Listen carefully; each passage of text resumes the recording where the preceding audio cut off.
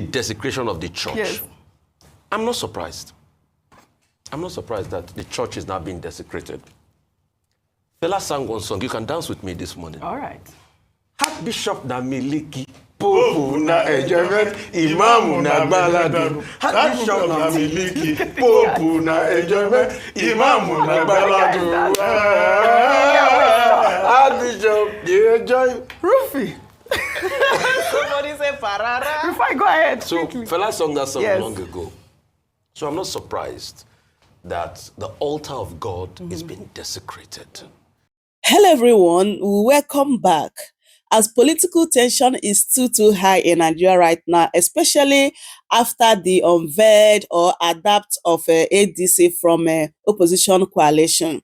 Like Tinubu and co, they have been restless, especially Wike. Wike have been going from one place to another, talking like, I don't even get this man, honestly. The one that surprised me was the one that he went to church yesterday and he started telling Nigeria that they should pray for Tinubu, but forget Peter Obi, because Peter Obi lost his chance, that he doesn't have any chance again to become Nigeria president. When you watch that video, before Wike made mention of Peter Obi, people were even hailing Wike, laughing and clapping for him.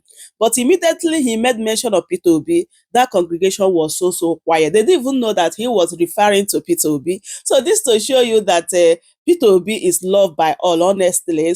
And this is the reason why a lot of people are telling this opposition coalition to give Peter Obi the presidential ticket. Because if they fail to do so, which means Tinubu is going to continue after 2027. Because according to Peter Obi yesterday, the interview he had on channel television, Peter Obi said no matter what, he is going to be running for president come 2027. So it's better for Articles to step aside for Peter Obi. Then after 4 years, he can come in, because Peter Obi have already said it that he only needs one tenor, right? So after one tenor, the power can go back to the North. So if the North are struggling to take power from Tinubu, then back to the North, which means they are selfish and it's not going to work, which means Tinubu is going to continue. So my people, I don't know what you think. I would love you guys to leave your thoughts in the comment section after you listening to what Rufai and Dr. Abati said concerning what Wike did yesterday in the church. Like they really finished Wike here, as well as other trending news in Nigeria. Just take a listen.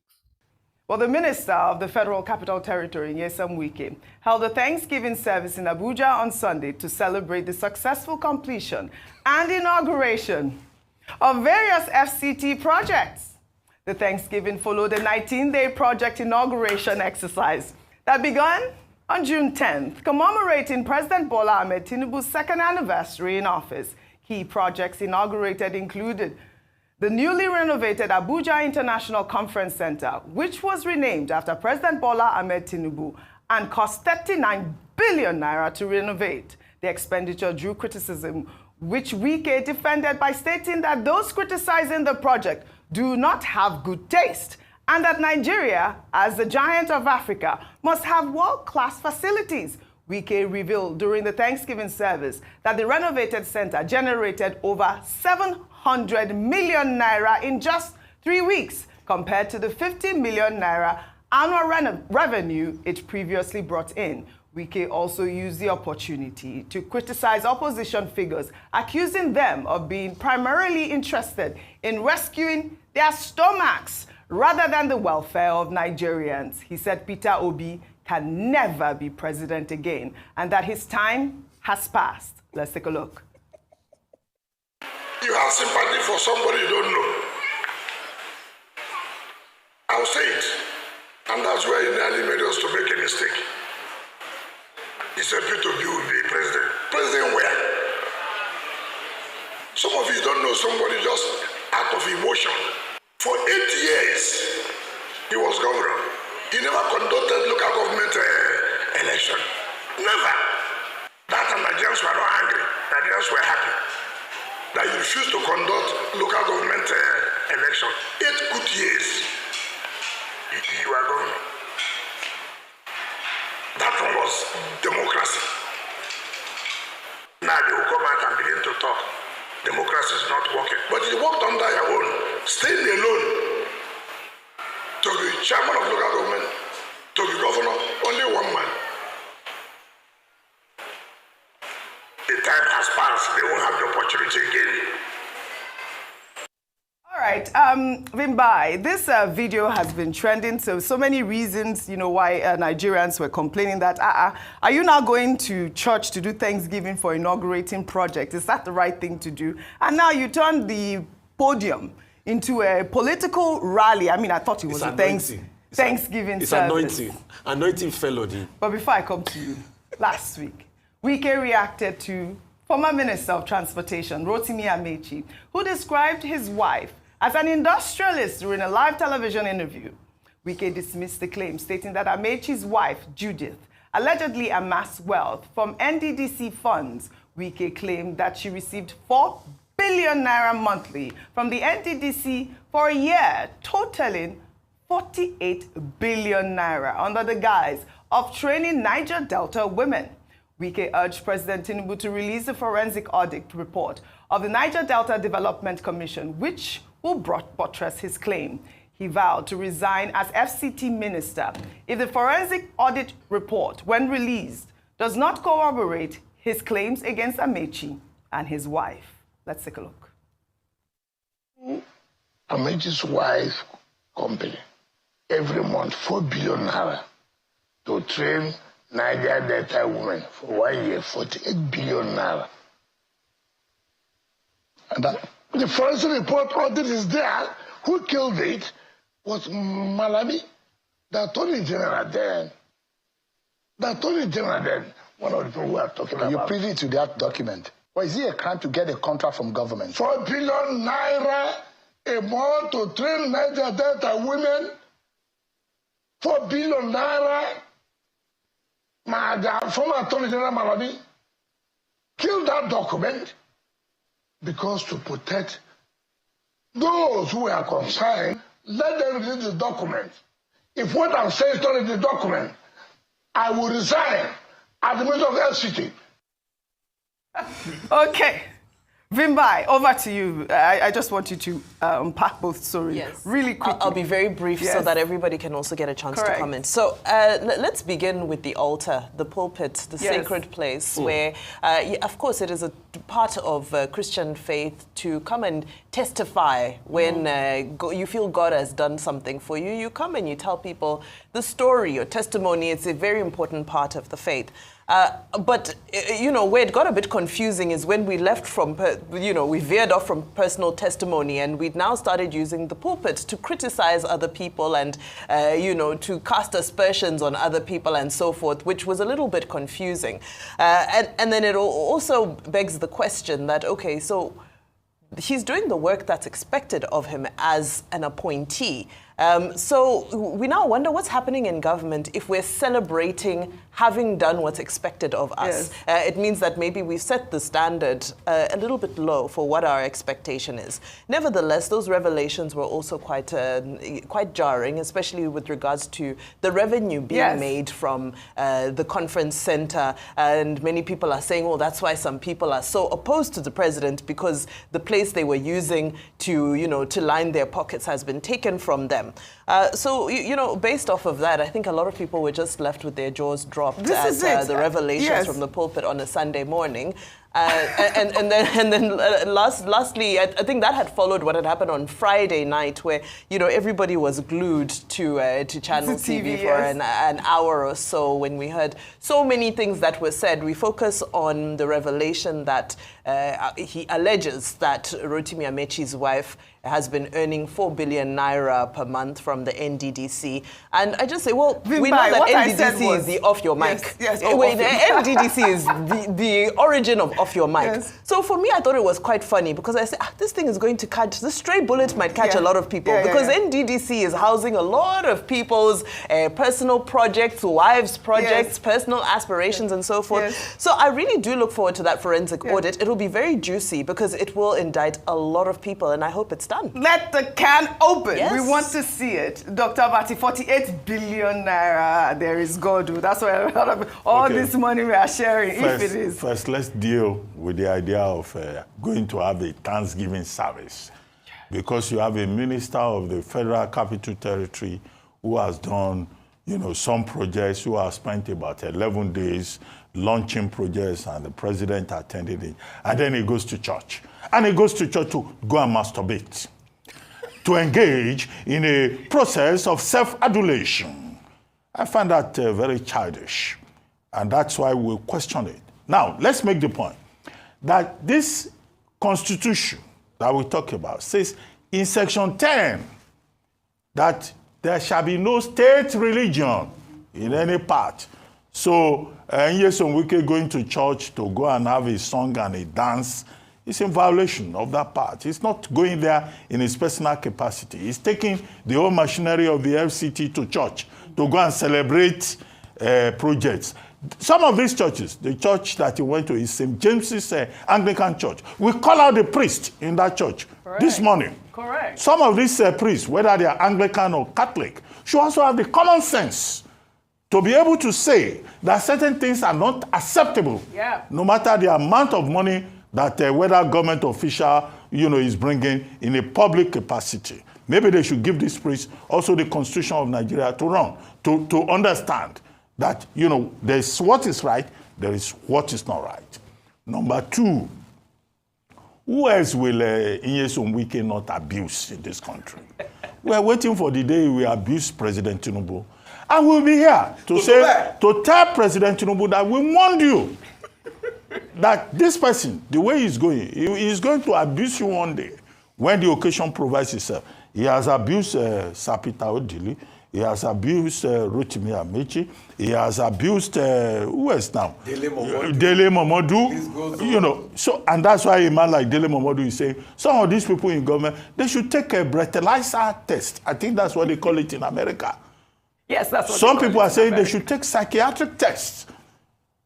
So why should public officials just talk out of turn? Right. Now he's attacking Rotimi Amaechi's wife, that she's this and that. Look, how does a wife get into the subject?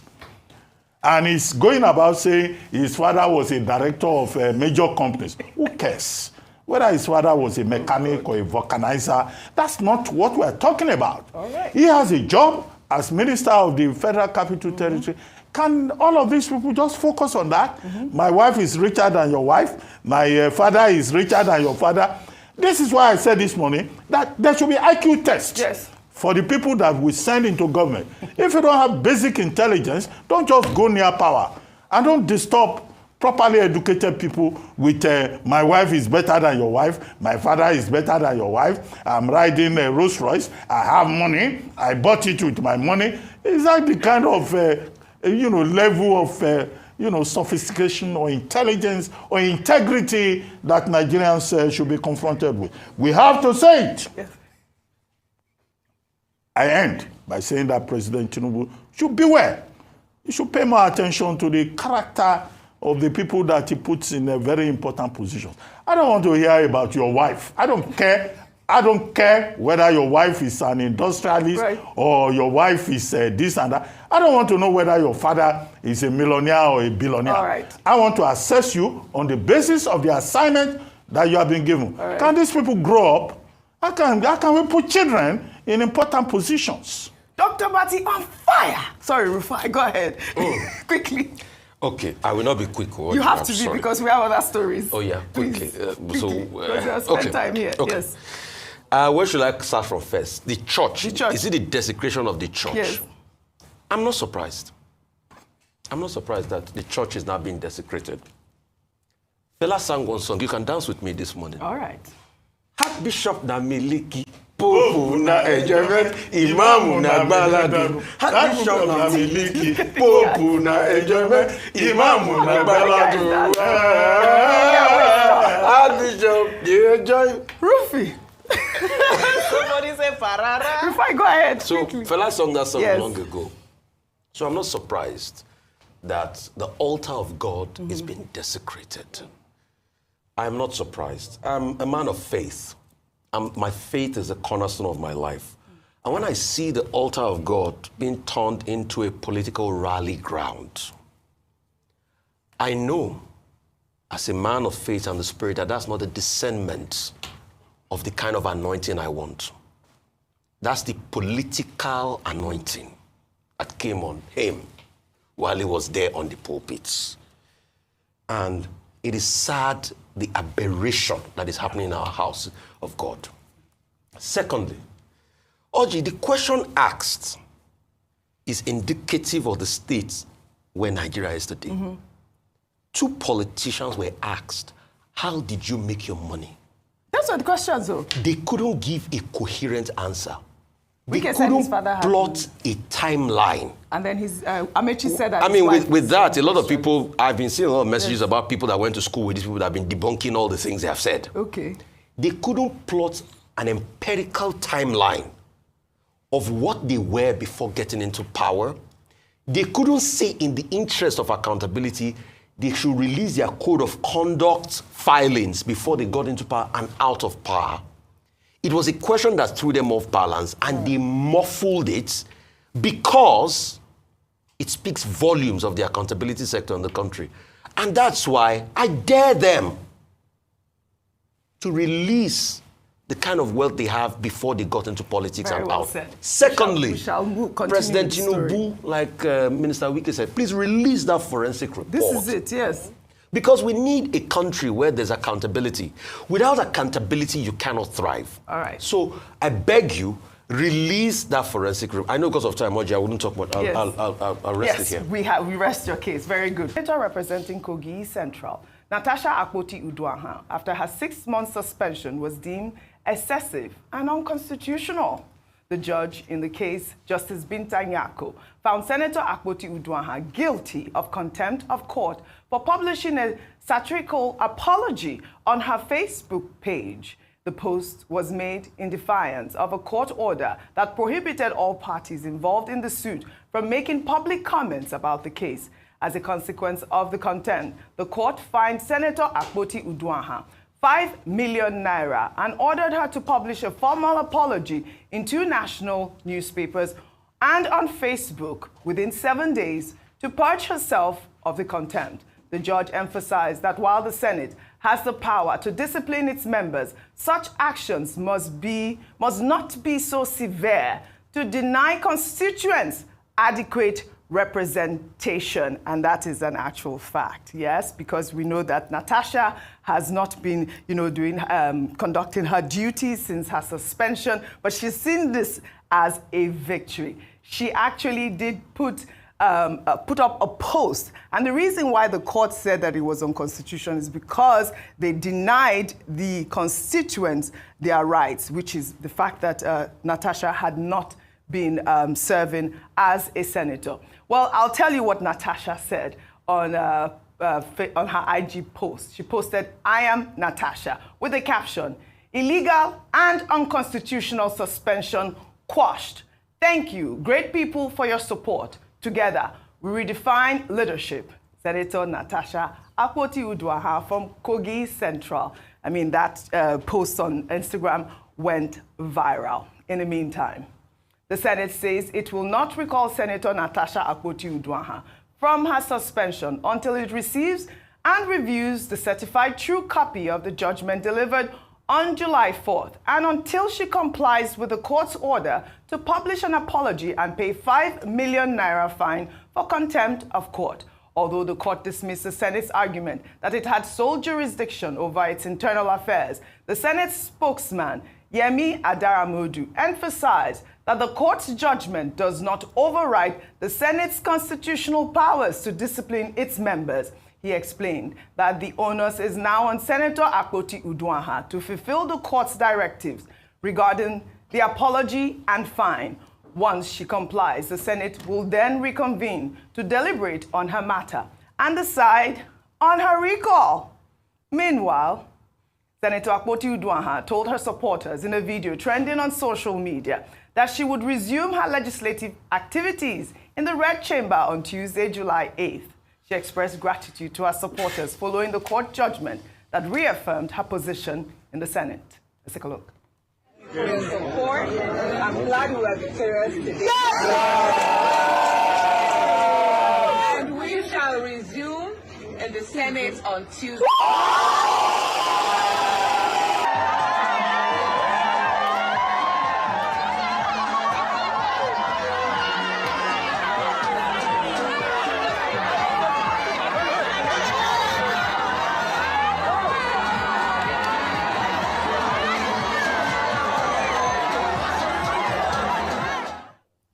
right, Senator Akpoti Uduaha there with her constituents. You can see how excited they all are. I think even yesterday she went out to inaugurate a hospital or something like that. Dr. Abati, would you help us unpack some of these legal issues, especially as it has to do with her, suspension being unconstitutional or whatnot? Beyond the drama, yes, I think it's important to realize that, well, it's not decent to comment on a ruling where you have not seen the certified true copy because you'll be speculating.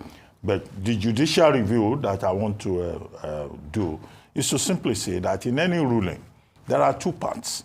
There's what is called the ratio decidendi, and there's also the obiter, dictum or dicta. Yes. Now, what the learned judge said, Justice Bitan Yako, was that on one hand, the senator was guilty of contempt, having disobeyed the order of court, that all the parties should just keep quiet and not go and engage the media.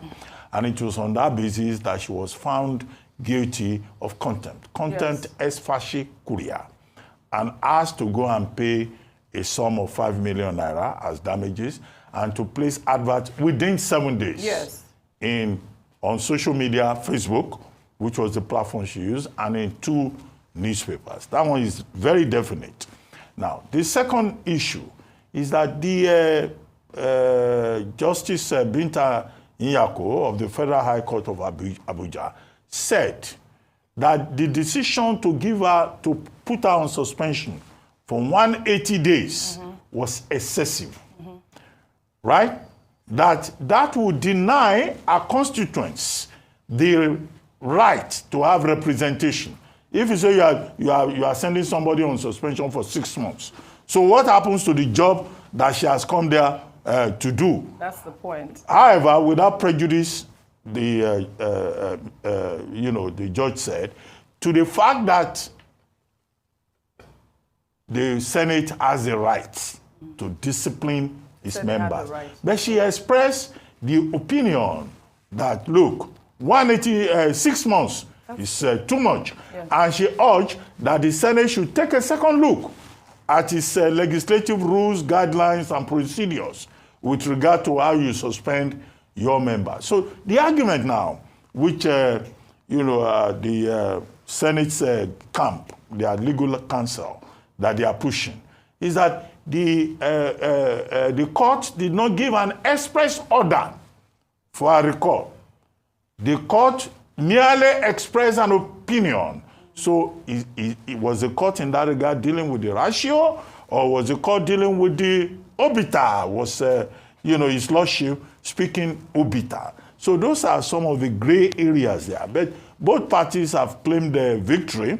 But I think, from what I've read in the papers, what we can hold on to is that the court has said, okay, go and apologize and all of that. And some politicians are saying, well, she was even asked to apologize in the first place. Yes. If she had apologized, she would not have been sent on suspension. So everything depends, in my view, on Senator Natasha Akpoti giving that apology. Yes. Maybe after that apology is given, the Senate, as Senator Adaramudu, who is the spokesperson of the Senate, has opined, would then say, okay, you have apologized, everything is over. Yes. However, the point raised, whether it is obiter or ratio or under ratio within that ruling that I have not read it all.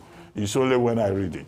Then it should be considered by the Senate. Right. Because the learned judge expressed the opinion that you cannot deny the people of Natasha Akpoti's constituency representation for such a long period, even when you want to discipline your member. And that is an infringement on their rights, right? I want to clear something. Go ahead. The apology here is not to the Senate. It's to the court. Because the court gave a ruling March 20, 2025. Doctor, let me finish, Dr. Abati. Yeah, let's clarify. No, you can't explain it to me. I know it. Wait, and I have not talked now. Okay. Except if you don't want me to talk, I can yield the floor to you. The apology is not for the Senate. And I'm saying this in response to how they are now couching it. Like the apology is to the Senate on what she had. No, she didn't. No. The apology the Madam Amodu were talking about was the apology they were trying to make her give to the Senate after all of that brouhaha. This apology is not to the Senate. Let me repeat it 100 times. Please, you can look but what I said. But you know that the Senate has asked her to apologize. Yeah, this is a different... This is a different one. No? That's why I'm clarifying it. Right. Please, loop my statement. Okay. This apology is not to the Senate. This apology is not to the Senate. No, you know why? I'm saying that deliberately. Okay. Because the narrative now is they are couching it. This apology is for the contempt to court. Yes. It's a satirical letter. To the satirical letter she wrote. Right. Because they are now couching it and saying that the apology is to be the same. So when she apologizes or writes that, no. This apology is to the court and she will make the publication Don't worry, they can clear. hear you clear. Please, Loud and clear. Look what I said though. But this apology is not to the Senate. But you know, Rufai, we have to go. But you know that, there's a certain group that has even urged Natasha that, don't go and resume, because, you saw her in the video saying, on Tuesday, I'm going to go to court. Because the Senate has said they have to read the court order and review it before they allow her come back, or before they recall her. They begged her, please don't go and resume and cause yourself another problem. But now the issue is she going to apologize? Let the CTC come out first. Is she going to apologize to the Senate before they take her in to the Senate? I didn't say court. Is she going to, because they're asking for apology? I repeat, they're asking for apology. That's why I clarified that the apology is to the court. Is the she Senate going should not to think the apology is to apologize them before she resumes? But I just think that her constituents have been denied for a very long time. This matter should be quashed. If it's an apology that is needed, I just think that it should be done. If the court has ordered it, it should just be done. Welcome to Chamber Seniors TV.